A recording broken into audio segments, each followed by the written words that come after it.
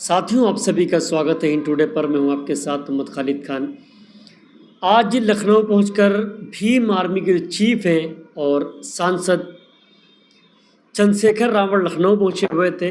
चंद्रशेखर रावण ने कॉन्फ्रेंस करते हुए कहा कि जिस तरीके से तानाशाही की जो सरकार उत्तर प्रदेश में चल रही है, ये कहीं हद तक बेहतर नहीं है। अभी इससे पहले उन्होंने बात करते हुए ये भी कहा कि अभी हाल ही में लखनऊ में अकबरगंज को तोड़ दिया गया। फिर उसके बाद में उन्होंने कई घटनाओं का जिक्र भी किया गया। उनसे जब सवालात पूछे गए उपचुनाव को लेकर, तो उन्होंने अपने प्रदेश अध्यक्ष से पूछते हुए कहा कि हम कितनी सीटों पर लड़ रहे हैं। तो प्रदेश अध्यक्ष ने कहा कि हम सारी सीटों पर लड़ रहे हैं।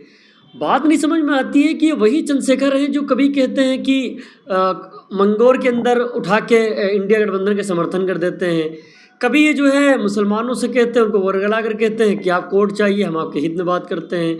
कभी उनके सामने रैलियों में कहते हैं कि अल्पसंख्यक का वोट लेने के लिए, कभी कहते हैं कि आप लोग वोट करिए, हम इंडिया गठबंधन के फेवर में जाएंगे। लेकिन आज वही चंद्रशेखर फिर दूसरे पायदान पर चले गए। तो कहीं ना कहीं चंद्रशेखर की जो पॉलिसी की बात की जा रही है, वो ये चीज़ जो है दिमाग में लोगों के बैठ नहीं रही है। अभी चंद्रशेखर ने कई बातें ऐसी की और कई चीज़ें चंद्रशेखर से पूछी गई प्रेस कॉन्फ्रेंस में, वो हम आपको सुनाएंगे। करीब चंद्रशेखर की 14 मिनट तक कॉन्फ्रेंस चली लखनऊ में। उसके साथ में सवालों का चंद्रशेखर ने जवाब भी दिया। लेकिन जो हम बात कर रहे थे चंद्रशेखर की, चंद्रशेखर जिस तरीके से लगातार ये कह रहे थे कि हम जो राजनीति करते हैं देश के अंदर, वो दलितों की राजनीति करते हैं, बैकवर्ड की राजनीति करते हैं, हम गरीबों की राजनीति करते हैं, हम संविधान की बात करते हैं। लेकिन कहीं ना कहीं चंद्रशेखर भी बैकफुट पर नजर आते हैं। अभी कई ऐसे हाल ही में घटना हुई उत्तर प्रदेश के अंदर। कई दलितों को मारा गया, मुस्लिमों को मारा गया, ओबीसी के लोगों को मारा गया और सर्वर लोगों को मारा गया, जनरल कैटेगरी के लोगों को मारा गया। राजनीति ये क्या चीज़ है कि जिस तरीके से चंद्रशेखर कहते हैं कि हम जो राजनीति करते हैं सिर्फ दलितों की करते हैं, मुस्लिमों की करते हैं, और ये भी कहते हैं कहीं कहीं कि हम सब की बात करते हैं। लेकिन उनका यूटर्न कहीं की समझ में नहीं आता है। चलिए चंद्रशेखर ने क्या कहा आपको सुनाते हैं। अभी होने का काम कर रहा था। मैं आज मेरे पास उनका लेटर गया था कि आपको आना चाहिए क्योंकि लाखों लोगों की जिंदगी का सवाल।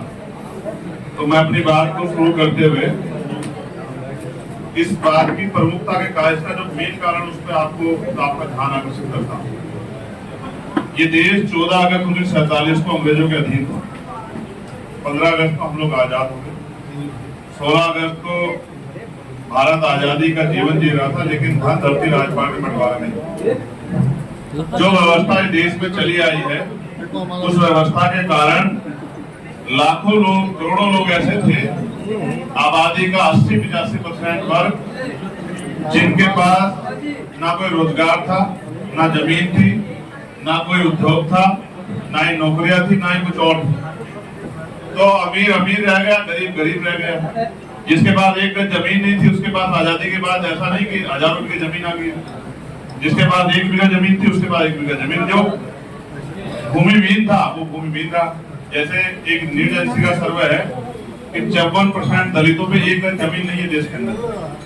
तो ये वो लोग हैं जिनको आज अवैध कहा जा रहा है, जिनसे चुनाव में हाथ जोड़ के वोट मांगी जाती है, इनके पैर छुए जाते हैं, पैर धोए जाते हैं, पैर दबाए जाते हैं।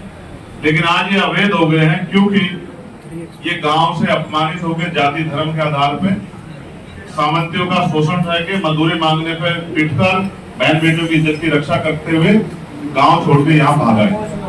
और यहाँ जब भाग आए तो अपना जीवन यापन करने लगे। भारत की जो लोकतांत्रिक व्यवस्था बनी इसी विषय से बनी। और डॉक्टर अम्बेडकर ने जब संविधान को सौंपा तो इस बात से, इस खतरे से अवगत कराया था कि राजनीति में 1 वोट 1 वैल्यू, राजनीति में तो हम लोग बराबर हो जाएंगे, लेकिन जब तक देश से सामाजिक गैर बराबरी और आर्थिक गैर बराबरी खत्म नहीं होगी, देश में जो राजनीतिक लोकतंत्र और सामाजिक नहीं बन पाए। और जिम्मेदारी थी सत्ता में बैठे लोगों के कंधों पे कि वो अंतिम व्यक्ति तक सुख सुविधाएं पहुंचाएं। अभी इतने लंबे प्रयास के बाद 10% लोग अपने पैरों पर खड़े हुए हैं, 90% लोग वंचित वर्ग के वही है हाशिए में। और ऐसे में जो उन्होंने तैयार किया है, ये अगर आज के लिए कोई 7 साल पुराना, कोई 80 साल पुराना, कोई 100 साल पुराना है, इतने बुरे हालातों से अपनी मेहनत कमाई से उन्होंने तैयार किया है। सरकार आज उनको बसाने की जगह उजाड़ने का काम कर रही है। सरकार अगर चाहे, स्पेशली उत्तर प्रदेश की सरकार, तो जैसे मुख्यमंत्री जी पंतनगर वालों के उनके आसपास के लोग भी सुन सकते हैं, तो इनकी भी सुन सकते हैं। क्या तो ऐसा है कि फिर यहाँ ये सरकार सबका साथ सबका विकास के लिए जाति धर्म देकर कार्रवाई करेगी? क्योंकि सत्ता के लोग बैठ जानते हैं, सत्ता पे सारे आंकड़े कि इन बस्तियों में जो हैदर कैनाल रोड है पूरी, इसमें जो लोग रहते हैं वो SC ST OBC और माइनॉरिटी के लोग, मुस्लिम समाज के लोग रहते हैं। तो मुझे ऐसा लगता है कि अगर यहाँ की सत्ता इनके दुख को समझे, मुख्यमंत्री इनके दुख को समझे, तो वो इनको जीवन को भी बचा सकते हैं, उनको बेघर होने से बचा सकते हैं। और अगर मुख्यमंत्री ने, सरकार ने तय कर लिया कि गरीबों को उजाड़ना है, और ये हमारे साथ आज से नहीं हो रहा, सदियों से होता है। जब भी हम अपने पैरों पर खड़े होते हैं, कुछ तैयार करते हैं, तभी हमारी कमर टूट जाती है। अवैध बता के, गलत बता के, ये सारी जमीनें सरकारी, सरकार चाहे तो इन जमीनों को गरीबों को, जिन लोगों ने उन पर इतनी मेहनत की है, उनको देके और इनके जीवन को बचा सकती है, इनके उनको टूटने से बचा सकती है। लेकिन मुझे ऐसा लगता है कि सरकार इस पर ध्यान नहीं दे रही है। इस कारण बड़े बड़े प्रोजेक्ट की आड़ में गरीबों को कुचला जा रहा है। अमीरों को रात में तारे दिखने चाहिए, इसलिए गरीबों के घरों को जबरदस्त किया जा रहा है। हम अपने लोगों को बेघर नहीं होने देंगे। मैं मुख्यमंत्री जी से ये आग्रह करता हूँ, निवेदन करता हूँ, मांग करता हूँ कि वो पंतनगर के तरह इनका दर्द भी सुने। और इसका एक कड़वा सच ये है, अगर किसी कोर्ट के आदेश में ये हो, हम न्यायपालिका का सम्मान करते हैं, तो मुख्यमंत्री में ताकत है कि वो जनता का संरक्षण कर सकते हैं, वो इनको विस्थापित कर सकते हैं, अच्छी जगह दे सकते हैं, और वो इस प्रोजेक्ट को ऊंचा करके बना। लोग विरोध नहीं कर रहे प्रोजेक्ट का, लोग भी चाहते हैं विकास, लेकिन ये गरीबों की बस्तियों से जो विकास हो रहा है ना, उनको कुचल के ये नहीं होना चाहिए। बहुत सारी जगह उधर से बना, लेकिन अगर उधर से बना तो थोड़ा ऊंचा बना लो, लोगों की जान बच जाए। और अगर ऐसा नहीं करते तो ये स्पष्ट हो जाता है कि उनका अंतिम उद्देश्य इन लोगों को उजाड़ने का है, और हम अपने लोगों को उजाड़ने नहीं देंगे। सारे काम हो सकते हैं। अकबर नगर में जो हुआ है, आप सब लोगों ने देख लिया, उनको छोटे छोटे कमरों में रख दिया। वहां बिजली नहीं आ रही, पानी की व्यवस्था नहीं है, सुरक्षा की व्यवस्था नहीं है, वो सब लोग रो रहे हैं। उनके ऊपर जबरदस्ती 5 लाख रुपए का वो जो है एक अमाउंट तय कर दिया कि आपको देना है। लोगों को खाने को रोटी नहीं, लेकिन सरकार को पैसा चाहिए। तो ये पैसा जब करोड़ों करोड़ रुपए पूंजीपतियों का माफ करते तो जनता का माफ करते। तो मेरा ये मत है कि सरकार को हमारी इस मांग को सुनना चाहिए। और अगर सरकार, मुख्यमंत्री यही रहते हैं, अगर मुख्यमंत्री खुद जाके देखेंगे तो उन माओ के आंसू देख के शायद मुख्यमंत्री का दिल पिघल जाए, उनको तरस आ जाए गरीबों पे, जो गरीब अपने घर को उजाड़ने से बचाने के लिए आंदोलन कर रहे हैं। मैं उन सभी गरीब परिवारों के साथ हूँ, और उनकी लड़ाई सड़क से लेकर पार्लियामेंट तक हम लोग लड़ेंगे। और मेरा ये मानना है कि सत्ता हमारी बात को इसलिए सुनेगी क्योंकि बहुत जल्द चुनाव में वोट मांगने में सत्ता के लोग हो जाना, वरना वही हश्र होगा जो अयोध्या में हुआ। अयोध्या में भी इसी तरह जो है विकास के नाम पे गरीबों को उजाड़ा गया। फिर जनता ने बताया कि धर्म सेकेंडरी है, पहले उनका जीवन है, उनकी सुख सुविधाएं हैं, उनको इज्जत की जिंदगी मिले, और जो उनको नुकसान पहुंचाएगा उनको सबक सिखा, वो वोट की जोर से सबक सिखाएंगे। साथ साथ आपके और मेरे याद होगा कि उत्तर प्रदेश में पुलिस की एक भर्ती आई थी, जिसके बहुत बड़े बड़े प्रचार हुए। लाखों बच्चों ने, लगभग 66 लाख बच्चों ने फॉर्म भरा था। बड़ी नौकरी की व्यवस्था होने वाली थी, सब लोग परेशान, खुश थे कि नौकरी आ गई है। फिर उसका पेपर लीक हुआ, हम लोगों ने विरोध किया, तो मुख्यमंत्री जी कहने लगे कि इनको ये झूठा खबर फैला रहे हैं। लेकिन बाद में अंत मांगा और भर्ती कैंसिल की। 6 महीने का समय मांगा था। मैं बस लखनऊ में बैठ के मुख्यमंत्री जी को याद दिला रहा हूं, समय पूरा हो गया। वो बच्चे जो हैं इंतजार देख रहे हैं, उनकी बहनें सपने देख रही हैं, उनकी माए, उनके पिता सपने देख रहे हैं कि हमारा बच्चा नौकरी लग के अपने पैरों पर खड़ा होगा, हमारी जिंदगी बदलेगी। तो उस भर्ती को मुख्यमंत्री जी जल्दी करा दें। और साथ साथ मैं एक मांग को पार्लियामेंट में उठा चुका, यहाँ भी आपके सामने रख रहा हूँ। मुख्यमंत्री जी के हाथ में ताकत है, मेरे हाथ में नहीं है कि वो पुलिस रिफॉर्म कर सकते हैं। पुलिस की ड्यूटी 8 घंटे करके उनको सप्ताह में 1 दिन की छुट्टी दे सकते हैं। उनको इस बोझ से, अनावश्यक बोझ से फ्रस्ट्रेशन निकाल सकते हैं, उनकी वेतन विसंगतियां दूर कर सकते हैं। उनके पास ताकत है, मेरे पास नहीं। मैं चीफ मिनिस्टर होता तो आज ही करते थे, लेकिन उनके पास है। वो उनकी बॉर्डर स्कीम से उनको निजात दिला सकते हैं। क्योंकि छुट्टी भी अगर मिल गई तो 500 किलोमीटर जब तक घर पहुंचेगा तो छुट्टी का डे खत्म हो जाएगा। पत्रकारों में जिस तरह के हमले हो रहे हैं, अभी एक रिपोर्टिंग करने 5 पत्रकारों को मुकदमा कर दिया। ये जो पत्रकारों के इस पे हमले हो रहे हैं, उनकी आवाज को दबाया जा रहा है, ये भी बंद होना चाहिए। मुख्यमंत्री ने वादा तो किया है कि पत्रकारों के साथ अन्याय होगा, लेकिन मैंने तो बनारस में अभी एक एसडीएम को पिटते हुए देखा। यहाँ कौन सुरक्षित है? अधिकारी सुरक्षित नहीं है, कर्मचारी सुरक्षित नहीं है, नौजवान सुरक्षित नहीं है। और मेरी मुख्यमंत्री से मांग है, वो सबका साथ सबके विकास की बात करते हैं, तो उनको जो वेस्ट लैंड है, बंजर भूमि है, ग्राम समाज की भूमि है, वंचित वर्गों में बांट देना चाहिए उस भूमि को, जिससे कि वो लोग खेती किसानी करके, कोई रोजगार तो नहीं, पढ़े लिखे नौजवान बेरोजगार घूम रहे हैं, किसानों को फसल का दाम नहीं मिल रहा है, तो जो वेस्ट लैंड है उसको गरीब कमजोर तबके में बांट देना चाहिए। उत्तर प्रदेश के कई ऐसे जिले पूर्वांचल के, जहां से मैं आता हूँ नगीना लोकसभा से, बिजनौर, मेरठ, मुजफ्फरनगर बाढ़ से ग्रसित होने वाले हैं। सरकार चाहे तो उन लोगों के जीवन को सुरक्षित कर सकती है, बहुत लोगों की जाने जाती है, बहुत फसलें उजड़ जाती है, मुआवजे के नाम पे चंद सिक्के दिखाए जाते हैं। मैं आग्रह करूंगा मुख्यमंत्री जी से कि नींद से जाके मुख्यमंत्री जी सुन लीजिए, गरीबों को, किसानों को, मजदूरों को सुन लीजिए। और एक बहुत इंपॉर्टेंट विषय है जिसपे आज चर्चा आपको मुझे करनी है, उसके लिए मैं वहां से यहाँ चल के भी आया हूँ। भारत का संविधान किसी भी तरह के भेदभाव को अस्वीकार करता है, लेकिन मेरे पड़ोस के जिले में जिस तरह से ठेली दुकान वालों को नाम और जाति, अब हमें जाति से कितने दिन हो गए बचते हुए, क्योंकि जाति के आधार में शोषण होता है, उससे बचते हैं, धर्म के आधार पर जो शोषण होता है उससे बचते हैं, उसके लिए हम आवाज उठाते हैं। लेकिन ये जो किया जा रहा है ये ना न्याय संगत है, ना कानून संगत है, ना ही संवैधानिक मर्यादाओं के अनुसार ठीक। तो मेरी मुख्यमंत्री से मांग है, अगर आपके अधिकारी बेलगाम होंगे तो उन पर लगाम लगाओ, और अधिकारी बेलगाम नहीं, आपका प्रोजेक्ट है तो आप इसको ऐसा ना करो, क्योंकि कावड़ियों के लिए बहुत सारी व्यवस्था की गई, लेकिन हमारे यहाँ बहुत तरह के लोग रहते हैं।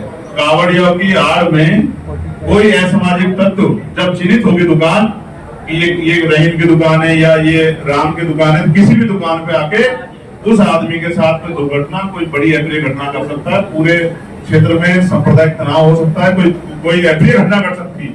हमें अपने प्रदेश की फिक्र है, अपने लोगों की फिक्र है, इसलिए मुख्यमंत्री मांग करते हैं ऐसे बेलगाम अधिकारियों पे लगाम लगाएं, और अगर ये आपकी योजना हो तो कृपया ऐसी योजनाओं पे दोबारा पुनर्विचार न करें। ये योजना प्रदेश को खंडित करने के लिए है। जाति धर्म में बटे हुए समाज को जोड़ के संविधान ने इकट्ठा किया था। आप बात करते हो अखंड भारत की, और अपने प्रदेश में इस तरह की चीजें करके बांटने का काम करिए, ठीक नहीं। तो मैं ऐसी जो भेदभाव करती है धर्म और जाति के आधार में, इन सारी चीजों को, सारे जो है योजनाओं का को कंडम करता हूँ, और ऐसे अधिकारियों पे लगाम लगाने की और पुनः ऐसी चीजें ना हो, इसके लिए मुख्यमंत्री से मांग करता हूँ। और जो उत्तर प्रदेश की कानून व्यवस्था दम तोड़ चुकी है, अब वो तो मैं ये भी नहीं कह सकता कि राम भरोसे।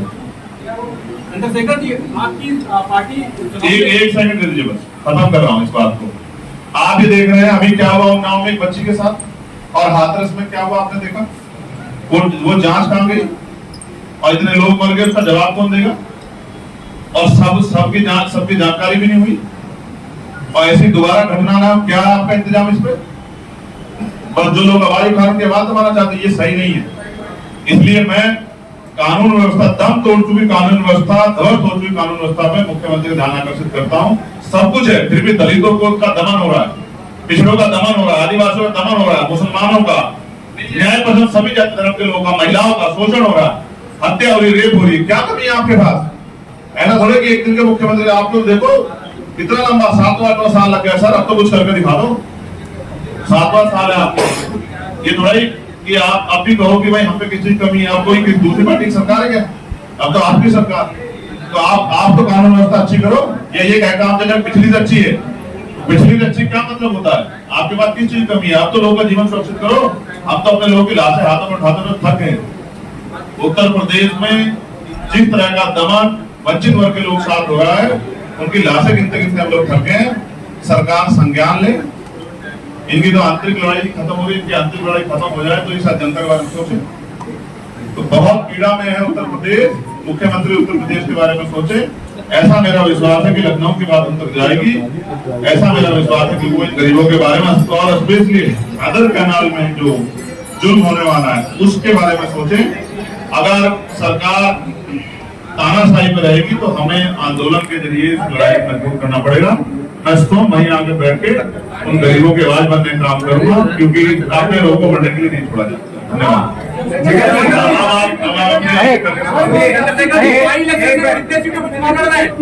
एलिवेटेड रोड का जो सपना था मुख्यमंत्री मायावती जी का था, बहुत अच्छा सपना था, मगर मैं कह रहा हूँ ऊपर से करके बना दो, लेकिन गरीबों को कुचल के मत बनाओ।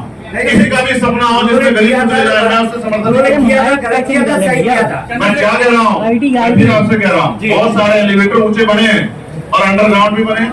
अच्छा, तो अगर लोगों को, आप लोगों के जीवन की वैल्यू समझते हो, घर की वैल्यू समझते हो कि घर कैसे बनता है, तो फिर आप इसके पाप के भागीदार ना बने। आप, मैं मुख्यमंत्री से कह रहा हूँ कि वो आप उसको ऊंचा बना दे, क्या दिक्कत है? नहीं तो क्या आप अतिक्रमण करने वालों को बढ़ावा देंगे?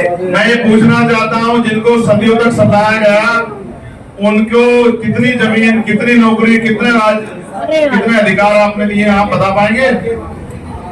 अभी मंडल कमीशन की सिफारिश लागू नहीं हुई भैया। अभी मैं कह रहा हूँ, आप एक बार कास्ट सर्वे करा लो, सब खुल जाएगा। आईडी निकालो मेरी भी, क्या जात के आधार मेरी भी निकाल लेना है साकेत, मेरी भी। आजाद समाज पार्टी उत्तर प्रदेश के सभी को हमारे प्रदेश अध्यक्ष जी कह रहे हैं और हमारे प्रदेश भाजपा को सभी सीटों पे बहुमत लड़ेंगे।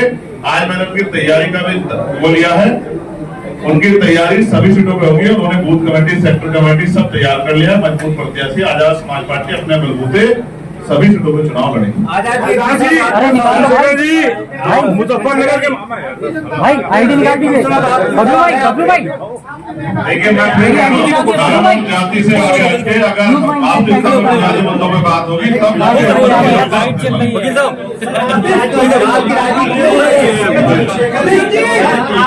उत्तर प्रदेश